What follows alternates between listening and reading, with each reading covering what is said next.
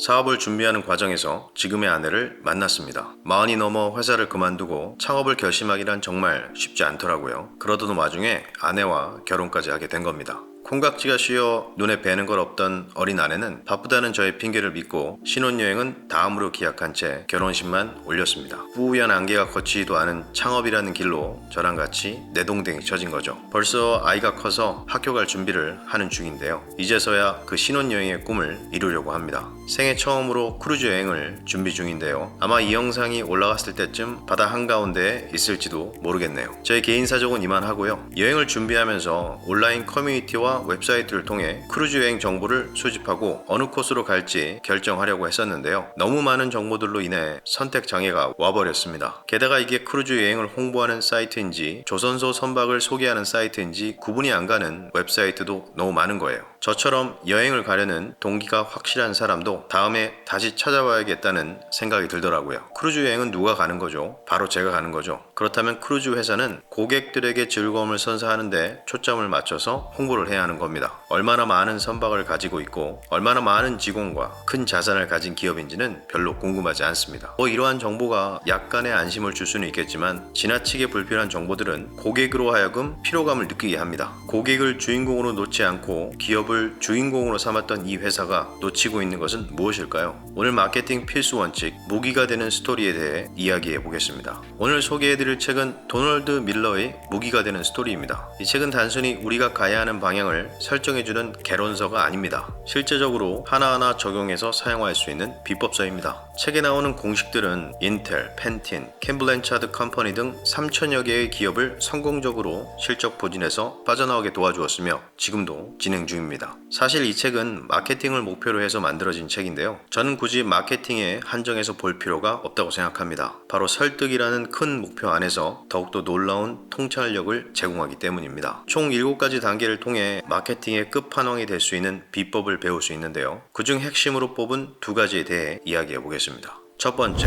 고객의 열망을 찾아라 입니다. 중고차 딜러 업체 중에 카맥스라는 곳이 있습니다. 우리나라로 말하면 K카나 N카 정도가 되겠네요. 우리가 중고차를 사려고 하는 가장 큰 이유는 새 차보다 저렴하기 때문이죠. 요즘에는 가격이나 거래 방식이 많이 투명해져 중고차를 구매할 때 별로 걱정을 하지 않지만 예전에는 정반대였습니다. 어느 정도의 가격으로 흥정을 해야 하는지, 혹시 차의 결함을 알고 싶다면 어떻게 확인해야 하는지 사람들은 많은 염려를 했습니다. 주변에 하자 있는 자동차를 샀다거나 터무니없는 가격에 자동차를 구매하는 사람들이 많았기 때문이었죠. 이러한 이유 때문인지 중고차 업계는 한국뿐 아니라 미국에서도 가장 신뢰성이 결여된 업계에 속했습니다. 카맥스는 이러한 시기에 중고차 업계에 진출해 150억 달러짜리 프랜차이즈 기업을 만들어냈습니다. 신뢰성이 결여된 업계에서 어떻게 이렇게 빨리 성과를 만들어낼 수 있었을까요? 바로 고객의 열망을 제대로 찾았기 때문입니다. 대부분의 기업은 외적 문제에 대한 해결책을 제시하는 마케팅을 펼치죠. 하지만 카맥스는 고객들이 원하는 내적 문제를 해결하기 위한 투자를 했어요. 단순히 중고차를 광고하는 데 중점을 두지 않았다는 말입니다. 고객이 차를 구매하기 전 염려하고 걱정하는 부분들에 초점을 맞춰 마케팅을 펼쳤어요. 아마 과거 중고차 매장에 방문해 보신 분들이라면 잘 아실 거예요. 얼마나 두려움이 생기는 곳이었는지요. 하지만 카맥스는 차량에 붙은 그 가격이 최종 가격이며 영업사원들이 커미션 방식으로 보상받지 않는다는 것을 확실시했습니다. 또한 철저한 품질 및 검사 과정을 보장했죠. 스타벅스도 비슷한 과정을 거쳤는데요. 스타벅스가 엄청난 성장을 이룬 것은 단순히 맛있는 커피를 제공해서가 아닙니다. 커피 만드는 것에만 중점을 두었다면 어느 정도 성공을 이룰 수도 있었겠지만 지금과 같은 대기업으로 성장하기는 어려웠을 겁니다. 사람들이 스타벅스에 가는 건 커피 이상의 가치, 휴식을 취할 수 있는 세련된 환경을 제공하기 때문입니다. 고객의 열망은 크게 2가지로 나눌 수 있습니다. 외적 열망 그리고 내적 열망. 외적 열망이 표면상으로 드러나는 1차원적 욕구라면 내적 열망은 고객의 마음속 깊숙하게 느끼는 욕구라고 할 수 있습니다. 바로 이 내적 열망이 해결될 때 고객은 움직이는 겁니다. 스타벅스는 단순히 외적인 커피 맛에 중점을 두기보다는 고객에게 쉼을 제공한다는 내적 열망에 목표를 두었고, 카맥스는 외적인 자동차를 광고하는 대신에 고객들이 두려워하고 걱정하는 신뢰 문제를 해결하는 내적 열망 부분에 중점을 두어 성공한 케이스입니다. 이 책에는 고객의 열망을 세 가지로 더 세분화시켰습니다. 외적 열망, 내적 열망, 그리고 철학적 열망. 우리가 고객의 본원적인 열망을 더욱 깊이 할수록 성공적인 사업을 운영할 수 있는 확률은 높아지는 겁니다. 두 번째,